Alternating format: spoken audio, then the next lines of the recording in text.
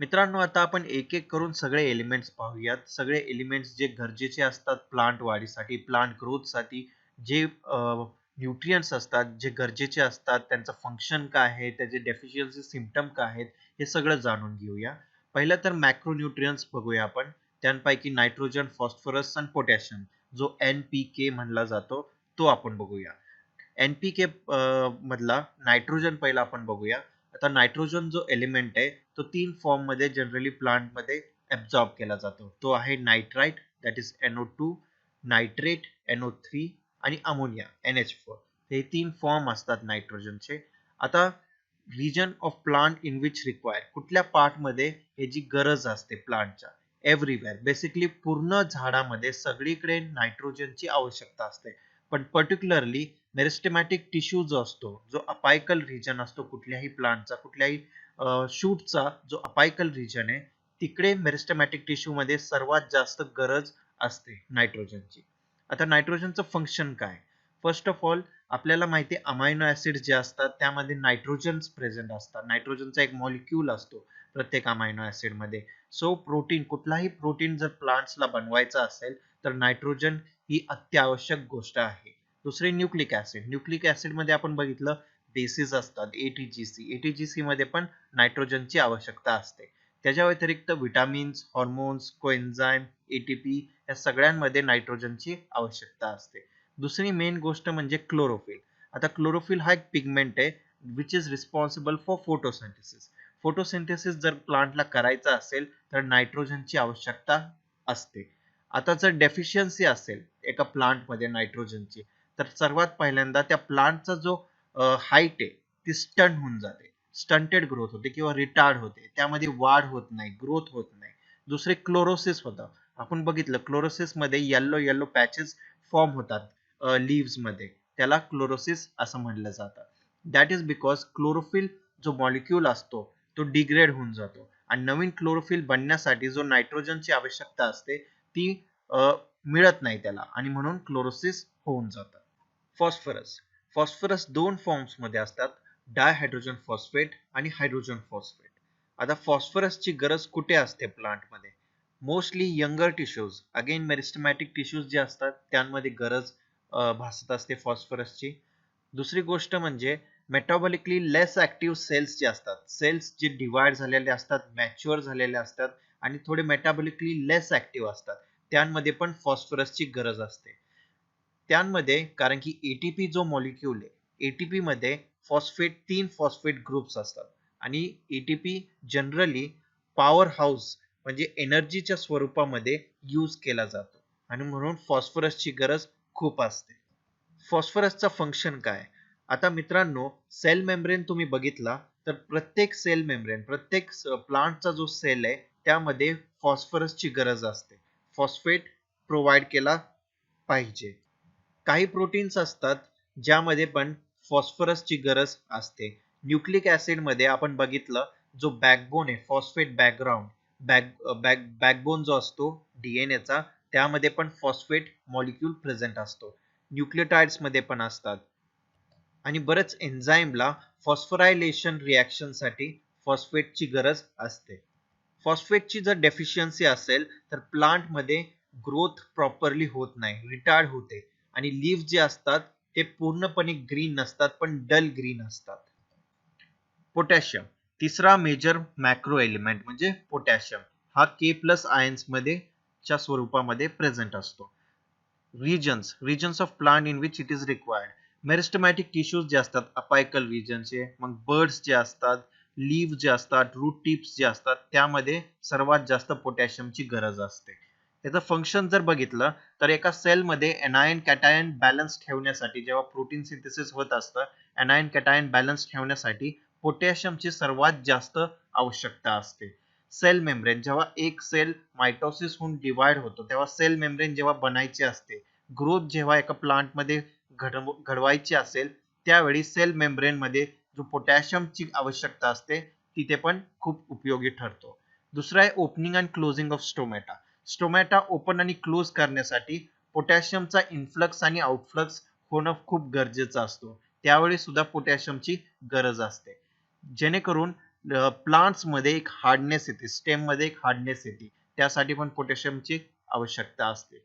काही एन्झाईम्स असतात ज्यांचं ऍक्टिव्हेशन पोटॅशियम वरती निर्भर असते, त्यावेळी सुद्धा पोटॅशियमची गरज असते. सेल्स मध्ये टर्गिडिटी म्हणजे वॉटर मेंटेन ठेवण्यासाठी जी गरज असते ती पोटॅशियम मुळे मिळत असते. सो पोटॅशियम मुळे त्यांची जी टर्गिडिटी आहे ती मेंटेन होते. डेफिशियन्सी सिम्पटम जर बघितलं बिकॉज ऑफ पोटॅशियम, तर लिव्स मध्ये येल्लो एजेस होतात. जे लाइनिंग असतं, जो मार्जिन असतो लिव्हचा, तिकडे येल्लो येल्लो पॅचेस बघायला मिळतात. काही जे लिव्स असतात ते प्रीमॅच्युरली मरून जातात, त्यामध्ये नेक्रोसिस व्हायला सुरुवात होते जर पोटॅशियमची कमी असेल तर. कॅल्शियम, कॅल्शियम Ca2+ आयन्स मध्ये प्रेझेंट असतो आणि प्लांट्स मध्ये तो ऍब्झॉर्ब केला जातो. आता कॅल्शियम एक असा न्यूट्रिएंट आहे जो क्रिटिकल आहे, खूप इम्पॉर्टंट असतो प्लांट डेव्हलपमेंटसाठी. हा लार्ज क्वांटिटीज मध्ये प्लांट्सला गरजेचा असतो, कारण की प्रत्येक सेल वॉल मध्ये सेल वॉल फॉर्मेशन साठी, सेल मेम्ब्रेन बनवण्यासाठी प्लांट्सला कॅल्शियमची आवश्यकता असते. मित्रांनो, आपल्याला माहिती की कॅल्शियम हा इमोबाईल आहे, म्हणजे जर प्लांटला कॅल्शियमची गरज असेल तर ओल्डर लीव्स पासून तो नवीन लीव्स मध्ये ट्रान्सफर नाही होत किंवा ट्रॅव्हल होऊ नाही शकत, तो इमोबाईल आहे. म्हणून प्लांट्सला कंटिन्युअस सप्लायची, कॅल्शियमची कंटिन्युअस सप्लायची गरज असते. प्लांट्स मध्ये जे मेरिस्टेमॅटिक रिजन्स असतात आणि जे डिफरन्शिएटिंग टिश्यूज असतात त्यामध्ये कॅल्शियमची खूप जास्त गरज असते, कारण की कॅल्शियम दोन सेल मेम्ब्रेनच्या मध्ये अक्युमुलेट केला जातो. जर कॅल्शियमचा आपण फंक्शन्स बघितले तर it is involve in selective permeability of cell membrane. Cell membrane मध्ये जेव्हा परमेबिलिटी होते, सर्टन कंपोनेंट्स देवाणघेवाण केली जाते, त्यामध्ये सुद्धा कॅल्शियमची गरज असते. दुसरं फंक्शन म्हणजे काही एन्झाईम्स असतात प्लांट्स मध्ये जे स्टेम आणि रूट डेव्हलपमेंटसाठी खूप इम्पॉर्टंट असतात. या एन्झाईम्सला ऍक्टिव्हेट करण्यासाठी सुद्धा कॅल्शियमची गरज असते. कॅल्शियम हा सेल वॉल जो असतो त्यामधला जो मिडल लेअर असतो त्याला कॅल्शियम पेक्टेटची गरज असते. सो कॅल्शियम डिपॉझिट होतो as a calcium pectate in the middle layer of the cell wall. जर कॅल्शियमची कमी असेल एखाद्या प्लांट मध्ये, तर त्या प्लांटचा जो ग्रोथ आहे तो रिटार्ड होतो, स्टंट होऊन जातो, त्यामध्ये काही ग्रोथ होत नाही. दुसरा आहे मॅग्नेशियम. मॅग्नेशियम Mg2+ आयनच्या स्वरूपामध्ये प्लांट्स ऍब्झॉर्ब करतो. आता मॅग्नेशियम आपल्याला माहिती आहे मित्रांनो की हायली मोबाईल आहे. तो हायली मोबाईल आहे म्हणजे तो एका जागेवरनं ओल्डर लिव्स वरनं यंगर लिव्स मध्ये ट्रान्सफर होऊ शकतो किंवा मोबाईल होऊ शकतो. म्हणून जे सिम्पटम्स असतात, डेफिशियन्सी सिम्पटम्स जे असतात, ते पहिल्यांदा ओल्डर लिव्स मध्ये, लोअर ओल्डर लिव्स मध्ये बघायला मिळतात आणि नंतरनी वरचे जे अप्पर यंगर लिव्स असतात त्यामध्ये नंतर बघायला मिळतात. मॅग्नेशियमचा रोल बघून घेऊया, फंक्शन बघून घेऊया. फॉस्फेट मेटाबॉलिझम मध्ये एका सेल मध्ये जेव्हा फॉस्फेट मेटाबॉलिझम होतो त्यावेळी मॅग्नेशियमची फार जास्त गरज असते. दुसरी गोष्ट म्हणजे मॅग्नेशियम हा एक क्लोरोफिलचा कॉन्स्टिट्युएंट आहे. म्हणजे क्लोरोफिलचं जर स्ट्रक्चर बघितलं तर मी जो सेंट्रल ॲटम आहे मॅग्नेशियम, तो खूप इम्पॉर्टंट असतो आणि त्याच्या अवतीभोवती नायट्रोजन ग्रुप्स प्रेझेंट असतात. जर क्लोरोफिल फॉर्म झाला नाही एका प्लांट मध्ये तर क्लोरोसिस होऊ शकतो, कारण की तो जो ग्रीन पिगमेंट आहे तो होत नाही आणि बिकॉज ऑफ क्लोरोफिल फॉर्म नाही झालाय त्यामध्ये फोटोसिंथेसिस होणार नाही आणि फोटोसिंथेसिस झालं नाही तर त्यामध्ये फूड जनरेशन होणार नाही, एनर्जी मिळणार नाही आणि प्लांटची ग्रोथ रिटार्ड होऊन जाईल. तिसरं फंक्शन म्हणजे रायबोझोमचं स्ट्रक्चर मेंटेन ठेवण्यासाठी मॅग्नेशियमची गरज असते. आपण पाहिलं जेव्हा स्मॉल सबयुनिट आणि लार्ज सबयुनिट एकत्र आणण्यासाठी मॅग्नेशियमची गरज असते आणि म्हणून जर एकत्र आले नाही हे रायबोझोम स्ट्रक्चर तर प्रोटीन सिंथेसिस जे होतं mRNA पासून ते होणार नाही आणि म्हणून प्रोटीन्स जनरेट नाही झाले, एन्झाईम जनरेट नाही झाले तर बायोकेमिकल रिॲक्शन होणार नाही आणि त्या प्लांटची जी ग्रोथ आहे ती रिटार्ड होते. तिसरा आहे सल्फर. सल्फर SO4 आयनच्या स्वरूपामध्ये प्लांट्स ऍब्झॉर्ब करतो. सल्फर एक असा एलिमेंट आहे, असा एसेन्शियल एलिमेंट आहे जो प्रोटीनच्या फॉर्मेशनसाठी, एन्झाईम्स, विटामिन्स आणि क्लोरोफिलच्या फॉर्मेशनसाठी प्लांट्सला अति आवश्यक असतो.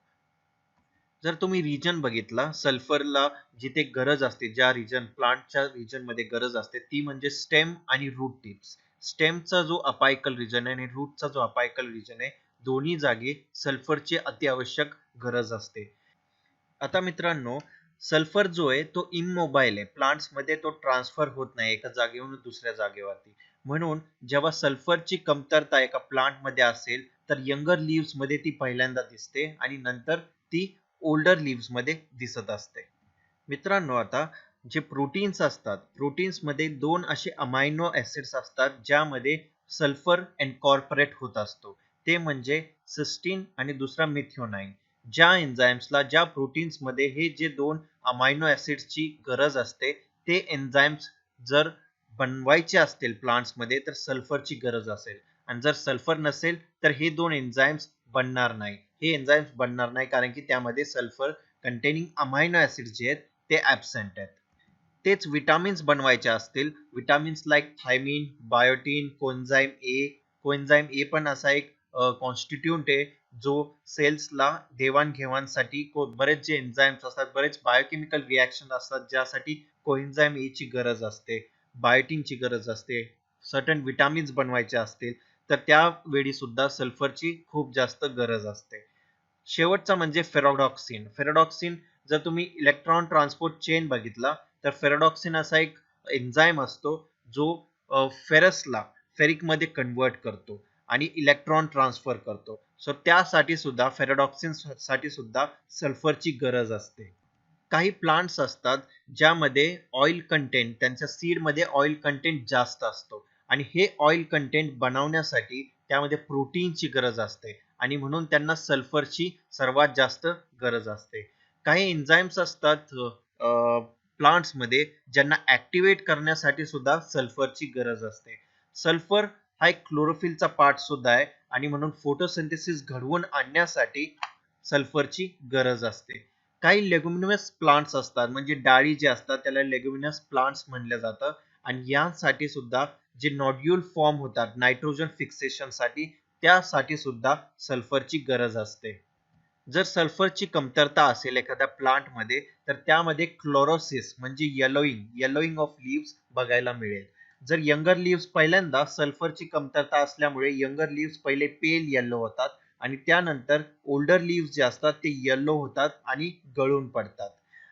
तिसरं डेफिशियन्सी म्हणजे त्या प्लांट्स मध्ये, ज्या प्लांट्स मध्ये सल्फरची कमतरता असते त्यामध्ये एक्सेसिव्ह रूट ग्रोथ बघायला मिळते. एक्सेसिव्ह रूट ग्रोथ झाल्यानंतर झायलम अँड फ्लोएम मध्ये जे ट्रान्सपोर्ट होतात फूड वगैरे ते ब्लॉक होतात. मित्रांनो, सातवा मेजर आणि मॅक्रो एलिमेंट म्हणजे आयर्न. आयर्न हा Fe3 च्या स्वरूपामध्ये प्लांट्स ऍब्झॉर्ब करतात. ऍब्झॉर्ब केल्यानंतर प्लांटच्या प्रत्येक पार्ट मध्ये, प्रत्येक सेल मध्ये ह्याची गरज भासत असते. आयर्न जनरली लीफच्या वेन्स थ्रू पास केला जातो वेगवेगळ्या ठिकाणी. जर आयर्नचा आपण हे बघितलं, फंक्शन बघितलं, तर हा एक मेजर कॉन्स्टिट्युएंट आहे फेरोडॉक्सिन आणि सायटोक्रोम. फेरोडॉक्सिन आणि सायटोक्रोम हे दोन एन्झाईम्स आहेत जे इलेक्ट्रॉन ट्रान्सपोर्ट चेन मध्ये उपयोगीचे असतात. त्याच्यामुळे इलेक्ट्रॉन्स ट्रान्सफर केले जातात. दुसरी गोष्ट म्हणजे हे आयन जो असतो तो ऍक्टिव्हेट करतो कॅटलेजला, आणि catalase is required for synthesis of chlorophyll. क्लोरोफिलच्या सिंथेसिस साठी कॅटलेजची आवश्यकता असते. दुसरी गोष्ट म्हणजे आयन पेरॉक्सिडेजच्या एन्झाईमच्या ऍक्टिव्हेशन साठी खूप उपयोगी असतो.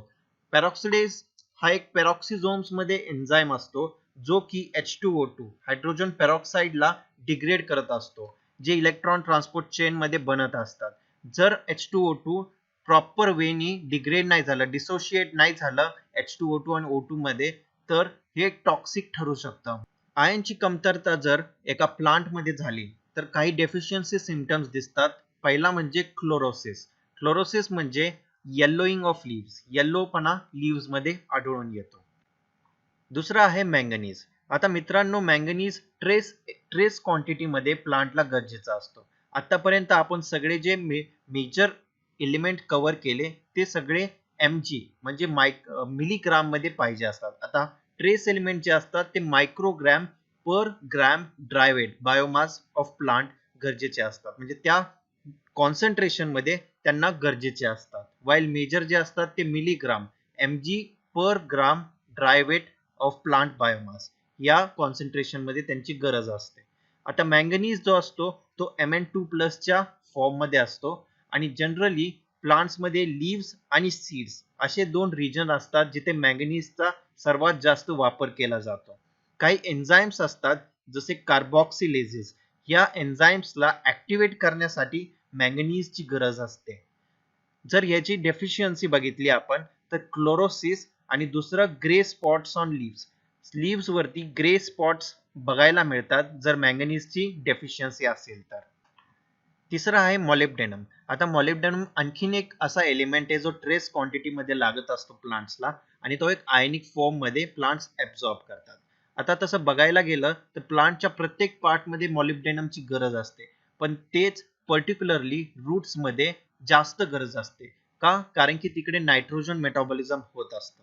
तर मॉलिब्डेनम मुळे काही एन्झाईम्स असतात जे नायट्रोजन मेटाबॉलिझम मध्ये इन्व्हॉल्ड असतात, त्यांना ऍक्टिव्हेट करण्याचं काम मॉलिब्डेनमचं असतं. जर त्याची कमतरता किंवा डेफिशियन्सी असेल एखाद्या प्लांट मध्ये तर त्या प्लांटची जी ग्रोथ आहे ती रिटार्ड होऊन जाते. जास्त रिटार्ड नाही होत पण स्लाइटली रिटार्ड होते कंट्रोलच्या हिशोबात. तिसरा मायक्रोन्यूट्रिएंट आहे बोरॉन. बोरॉन हा प्लांटच्या ग्रोथसाठी आणि त्याचे हेल्थ मेंटेन ठेवण्यासाठी खूप क्रिटिकल असतो. बोरॉन जनरली प्लांट सेल वॉलचा एक कंपोनेंट असतो आणि इवन रिप्रोडक्टिव्ह स्ट्रक्चर जे असतात प्लांटमध्ये फ्लावर्स वगैरे त्यांचा पण एक कंपोनेंट आहे. बोरॉन जनरली सॉइल्स मध्ये मोबाईल असतो, म्हणजे सॉइल्स मध्ये इकडून तिकडे तो मोबाईल म्हणजे इकडून तिकडे तो ट्रान्सफर होऊ शकतो, मुवमेंट त्याची होऊ शकतो soil through. Boron generally small quantity मध्ये, खूप मायक्रो क्वांटिटी मध्ये गरजेचा असतो. बोरॉन जनरली लीव्स आणि सीड्स मध्ये, प्लांटच्या लीव्स आणि सीड्स मध्ये सर्वात जास्त गरज असते. बोरॉनचं फंक्शन जर बघितलं आपण तर सेल वॉल फॉर्मेशन मध्ये, त्याच्या स्टेबिलिटी मध्ये, मेंटेनन्स मध्ये, स्ट्रक्चर जो मेंटेन करण्यासाठी आणि functional integrity of biological membrane maintain ठेवण्यासाठी खूप गरज असते. दुसरी गोष्ट म्हणजे कार्बोहायड्रेट ट्रान्सलोकेशन. जे शुगर बनवलेले असते प्लांट्स मध्ये ती ट्रान्सलोकेट सेलच्या आतमध्ये आणि बाहेर ट्रान्सलोकेट करण्यासाठी जी एनर्जी लागत असते ती बोरॉन मुळे मिळते. बोरॉन जर ऍडिक्वेट क्वांटिटी मध्ये म्हणजे एका प्रॉपर कॉन्सन्ट्रेशन मध्ये प्लांट्सला मिळालं नाही तर प्लांट्स नायट्रोजन फिक्सेशन आणि नोड्यूल फॉर्म करणार नाही. जनरली डाळी जे असतात, लेग्युमिनस क्रॉप्स जे असतात त्यामध्ये जास्त नायट्रोजन फिक्सेशन होणार नाही बोरॉनमुळे. बोरॉनची जर डेफिशियन्सी आपण बघितली तर जे पोलन ग्रेन्स असतात ते एम्प्टी असतात कधी कधी. जर एका पर्टिक्युलर प्लांट मध्ये बोरॉनची डेफिशियन्सी असेल, त्यामधले जे पोलन्स असतात ते पुअरली डेव्हलप्ड असतात, चांगले पैकी ते डेव्हलप होत नाही आणि त्या प्लांट्स मध्ये फ्लावर्स पण जे असतात ते प्रॉपरली डेव्हलप होत नाही आणि त्यांचा फ्रूट सेट जो असतो तो घडत नाही. आणि हे सगळे जे डेफिशियन्सीज असतात त्याला एक कॉमन नेम आहे, म्हणजे ब्राउन हार्ट डिझीज असंही म्हणलं जातं. नेक्स्ट आहे कॉपर. कॉपर अगेन एक मायक्रोन्यूट्रिएंट आहे जो मायक्रो क्वांटिटीज मध्ये, ट्रेस क्वांटिटीज मध्ये प्लांट्सला गरजेचा असतो. जर तुम्ही बघितलं कॉपरची गरजता म्हणजे त्याची जी नीड आहे, प्रत्येक पार्ट मध्ये, प्रत्येक सेल मध्ये कॉपरची ऍक्टिव्हिटी असते. जनरली कॉपर काही एन्झाईम्स असतात प्लांट्स मध्ये त्यांना ऍक्टिव्हेट करत असतो आणि पर्टिक्युलरली हे जे एन्झाईम्स असतात ज्यांना ऍक्टिव्हेट करत असतो कॉपर, ते लिग्निन सिंथेसिस मध्ये एसेन्शियल असतात. कॉपरची गरज फोटोसिंथेसिस मध्ये सुद्धा असते आणि काही प्लांट मेटाबॉलिझम मध्ये जसं की कार्बोहायड्रेट आणि प्रोटीन्स या दोघांना मेटाबलाइज करण्यासाठी सुद्धा कॉपरची गरज असते. मित्रांनो, आता जर कॉपर बघितला तर हा एक इमोबाईल आहे, म्हणजे एका पार्टहून दुसऱ्या पार्ट वरती हा ट्रान्सफर होऊ नाही शकत. म्हणून ह्याची जी डेफिशियन्सी आहे नवीन लीव्स मध्ये, न्यू लीव्स जे असतात, younger leaves, apical region, shoots ह्यांमध्ये बघायला मिळते. तर हे जे लीव्स असतात ते डाय बॅक होतात, म्हणजे त्यांचे जे शूट्स असतात ते खाली गळून पडतात किंवा विल्ड होतात. आणि हे जे सिम्पटम्स असतात plant to plant typically vary होतात, म्हणजे प्रत्येक प्लांट मध्ये एकच सिम्पटम बघायला मिळत नाही. काहींमध्ये स्लाइटली क्लोरोसिस होऊ शकतं, तर काहींमध्ये पूर्ण क्लोरोसिस होऊ शकतं पूर्ण लीफ मध्ये, आणि काहींमध्ये जे वेन्स असतात प्लांट लीव्सचे जे वेन्स असतात न्यू लीव्सचे पर्टिक्युलरली, त्यांमध्ये क्लोरोसिस बघायला मिळेल. नेक्स्ट आहे झिंक. झिंक पण एक मायक्रोन्यूट्रिएंट आहे आणि तो Zn2+ च्या फॉर्म मध्ये प्लांट्स ऍब्सॉर्ब करतात. झिंक ऍब्सॉर्ब केल्यानंतर प्रत्येक सेलमध्ये, प्लांटच्या प्रत्येक सेलमध्ये ह्याची गरज असते. जर तुम्ही बघितलं झिंकचं फंक्शन, तर काही एन्झाईम्स हा ऍक्टिव्हेट करतो आणि इवन ग्रोथ हॉर्मोन सिंथेसिस मध्ये ह्याची उपयोगी गरज असते. जर तुम्ही बघितलं एन्झाईम्स, तर काही एन्झाईम्स एस्पेशली कार्बोक्सिलेजेस जे असतात त्यांना तो ऍक्टिव्हेट करायचं काम करत असतो. दुसरी गोष्ट म्हणजे कार्बोनिक अनहायड्रेज आणि वेगवेगळे जे डिहायड्रोजनेज प्रेझेंट असतात प्लांट सेलमध्ये, ते ऑक्सिन सिंथेसिस करतात, ऑक्सिन सिंथेसाइज करतात आणि या एन्झाईम्सला सुद्धा ऍक्टिव्हेट करण्यासाठी झिंकची गरज असते. जर त्याची डेफिशियन्सी बघितली, तर प्लांट्स ज्यांमध्ये झिंकची कमतरता असते ते माल फॉर्म होतात, म्हणजे प्रॉपरली डेव्हलप होत नाही. ते रिटार्ड, त्यांचे जे लिव्स फॉर्म होतात ते रिटार्डेड असतात. क्लोरीन. क्लोरीन आणखीन एक एसेन्शियल मायक्रोन्यूट्रिएंट आहे, जो हायर प्लांट्स मध्ये वेगवेगळे फिजिओलॉजिकल मेटाबॉलिझमचे जे प्रोसेस आहे ते घडवून आणतो. क्लोरीन हा प्रीडॉमिनंटली क्लोरीन आयन्स मध्ये, Cl- आयन्स मध्ये सॉइल मध्ये आणि प्लांट्स मध्ये प्रेझेंट असतो आणि तो आयन्सच्या स्वरूपामध्येच प्लांट मध्ये ऍब्सॉर्ब केला जातो. क्लोरीन प्रत्येक सेलमध्ये गरजेचा असतो, प्रत्येक सेलमध्ये, प्रत्येक टिश्यू मध्ये गरजेचा असतो.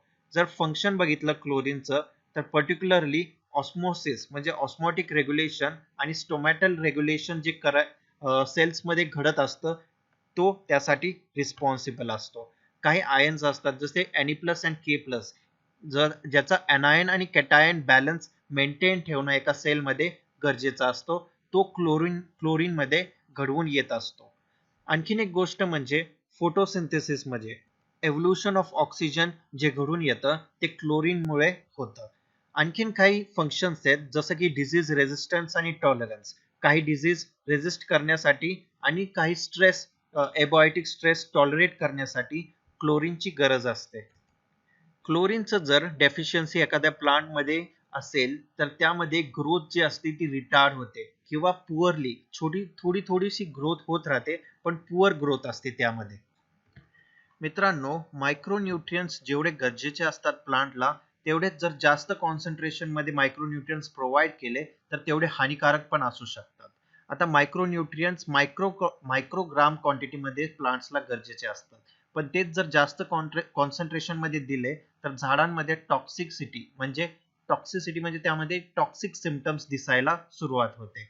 आता जर डेफिनेशन बघितलं टॉक्सिसिटीचं, तर एखादा क्रिटिकल कॉन्सन्ट्रेशन पेक्षा जास्त दिला एखादा मायक्रोन्यूट्रियंट आणि त्या झाडामध्ये जो ड्रायवेट आहे तो 10% कमी झाला.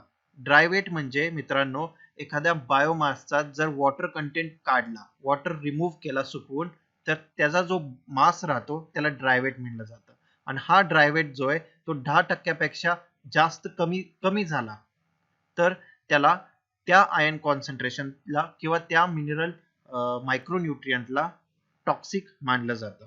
आता काही वेळा असंही होतं की एका एलिमेंटची जी टॉक्सिसिटी आहे ती दुसऱ्या एलिमेंटच्या अपटेकला अफेक्ट करते. म्हणजे एक एलिमेंट जास्त प्रमाणामध्ये असेल तर दुसरा जो एलिमेंट आहे कमी प्रमाणात, तोही ऍब्सॉर्ब केला नाही जाऊ शकत. For example manganese. मॅंगनीज जर जास्त कॉन्सन्ट्रेशन मध्ये एका प्लांटला दिला, तर आयर्न, मॅग्नेशियम आणि कॅल्शियम हे तिन्ही गोष्ट ऍब्सॉर्ब केले नाही जाऊ शकत त्या प्लांटनी, किंवा त्याचं ऍब्सॉर्प्शन इनिबिट होतं आणि बिकॉज ऑफ दॅट त्या प्लांटमध्ये कॅल्शियम, मॅग्नेशियम आणि आयर्न या तिन्ही मायक्रोन्यूट्रियन्स किंवा मेजर न्यूट्रियन्सची डेफिशियन्सी डेव्हलप होते अलॉंग विथ मॅंगनीज. मित्रांनो, आता आपल्याला माहिती आहे की हे जे एलिमेंट्स असतात, मॅक्रो एलिमेंट्स, मायक्रो एलिमेंट्स, हे सगळे सॉइल थ्रू ऍब्सॉर्ब केले जातात व्हाया रूट थ्रू ते ऍब्सॉर्ब केले जातात. पण कशा प्रकारे ऍब्सॉर्ब केले जातात, ह्याचं मेकॅनिझम, एक्झॅक्ट मेकॅनिझम काय ते आपण जाणून घेऊया. तर आता हे जे मोस्टली मिनरल्स असतात हे चार्ज पार्टिकल्स असतात, म्हणजे त्याच्यावरती एक चार्ज असतो, पॉझिटिव्ह किंवा निगेटिव्ह. फॉर एक्झाम्पल NH4 किंवा Cl- ह्याच्यावरती एक चार्ज असतो आणि हे जे चार्ज मॉलिक्युल्स असतात हे ऍब्सॉर्ब करण्यासाठी प्लांटला काही एनर्जी स्पेंड करावी लागते किंवा खर्च करावी लागते एक एनर्जी हे ऍब्सॉर्ब करण्यासाठी. आणि असे काही मॉलिक्युल्स असतात ज्यांना खर्च करावी नाही लागत, जे एनर्जी खर्च करावी नाही लागत आणि ते पॅसिव्हली ऍब्सॉर्ब होऊन जातात. So depending on energy expenditure म्हणजे एनर्जी खर्च करावी लागते का नाही लागते, आणि ती मेकॅनिझम दोन प्रकारचे असतात. पहिला आहे पॅसिव्ह ऍब्सॉर्प्शन आणि दुसरा आहे active absorption. Passive absorption, passive absorption मध्ये मित्रांनो प्लांट्स एनर्जी खर्च करत नाही फॉर मुवमेंट ऑफ मिनरल्स. हे जे मिनरल्स ऍब्सॉर्ब केले जातात या ऍब्सॉर्प्शन मध्ये प्लांट्स काय असतात तो त्याची एनर्जी खर्च करत नाही कुठल्याही प्रकारे. आता मित्रांनो आपल्याला माहिती आहे जेव्हा मॉलिक्यूल डिफ्यूज होतो फ्रॉम एका एका गोष्टीवरून दुसऱ्या गोष्टीमध्ये डिफ्यूज होतो तर ते कॉन्सन्ट्रेशन डिपेंडेंट असतं. म्हणजे एक मॉलिक्यूल तेव्हाच डिफ्यूज होऊ शकतो जेव्हा तो एका साईडला हायर कॉन्सन्ट्रेशन असेल आणि एका साईडला लोअर कॉन्सन्ट्रेशन असेल, आणि ती मुवमेंट जी आहे that is always from higher concentration to lower concentration. For example soil मध्ये एका मिनरलचं हाय कॉन्सन्ट्रेशन आहे आणि रूट मध्ये लेस कॉन्सन्ट्रेशन आहे, तर ते हाय कॉन्सन्ट्रेशन सॉइल थ्रू रूट्स मध्ये ऍब्सॉर्ब केले जातात आणि प्लांट्स त्याला अपटेक करतो. आता पॅसिव्ह अब्झॉर्प्शन जो आहे तीन प्रकारे घडतो. एक तर आहे direct ion exchange mass flow, दुसरा आहे indirect ion exchange mass flow आणि तिसरा आहे डोनन इक्विलिब्रियम. मित्रांनो आता पॅसिव्ह ऍब्झॉर्प्शन मधला हे जे तीन आहेत त्यांपैकी एक एक करून आपण बघूया. पहिला जो आहे direct ion exchange mass flow. आता यामध्ये काय होतं, रूट जो असतो प्लांटचा root H plus ion secrete करतो आणि सपोज दुसरे जे कॅटायन्स आहेत पॉझिटिव्हली चार्ज ग्रुप्स आहेत, for example K plus absorb करायचा आहे, तर रूटच्या अवतीभोवती हे जे आयन्स असतात असे सायंटिस्ट म्हणतात की हे ऑसिलेट करत असतो. ऑसिलेट म्हणजे गोल गोल फिरत असतो तिकडे, आणि जेव्हा H प्लस रिलीज केल्यानंतर के प्लस ऍब्सॉर्ब होऊन जातो म्हणजे रिप्लेस केला जातो आणि ह्याला direct ion exchange mass flow म्हणलं जातं. Indirect ion exchange mass flow मध्ये काय होतं, एक सर्टन कंपाऊंड रिलीज करतो कोण, प्लांट सेल. प्लांटचा जो रूट आहे तो एक सर्टन कंपाऊंड रिलीज करतो, for example CO2. CO2 react करतो वॉटर सोबत आणि बायकार्बोनेट बनतो तिकडे. सो बायकार्बोनेट जे अनायन्स असतात ते के प्लस बरोबर रिॲक्ट करतात आणि पोटॅशियम बायकार्बोनेट बनतो, आणि हा जो पोटॅशियम बायकार्बोनेट आहे नंतर प्लांट ऍब्सॉर्ब करतो आणि ह्याला indirect ion exchange mass flow असं म्हटलं जातो. आणि तिसरा जो आहे डोनन इक्विलिब्रियम. आता डोनन इक्विलिब्रियम मध्ये मित्रांनो असं असतं की एक मेम्ब्रेन असतो आणि मेम्ब्रेनच्या अवतीभोवती सेमी परमिएबल मेम्ब्रेन असतो आणि मेम्ब्रेनच्या अवतीभोवती काही चार्जेस असतात पॉझिटिव्ह किंवा निगेटिव्ह, आणि मोस्टली मेम्ब्रेनच्या आतमध्ये साईडला काही असे इम्परमिएबल इनडिफ्युजेबल चार्जेस असतात. फॉर एक्झाम्पल प्रोटीन्स असतात. प्रोटीन्स मोठे असतात जे डिफ्यूज नाही होऊ शकत, म्हणजे प्रोटीन त्या सेल मेम्ब्रेनच्या बाहेर जाऊ नाही शकत, पण ते आतमध्येच सेल मेम्ब्रेनला असोसिएट चिटकून असतात आणि हे मोस्टली नेगेटिव्हली चार्ज असतात. सो पॉझिटिव्हली चार्ज आयन जे असतील ते फ्लो होतात टुवर्ड्स कॉन्सन्ट्रेशन ग्रेडियंट. तर हे कसं असतं की negative attracts positive and positive attracts negative. So negatively charge जे प्रोटीन्स असतात पॉझिटिव्हली चार्ज आयन जे असतात ते अट्रॅक्ट करतात टुवर्ड्स कॉन्सन्ट्रेशन ग्रेडियंट आणि ह्याला डोनन इक्विलिब्रियम असं म्हणलं जातं.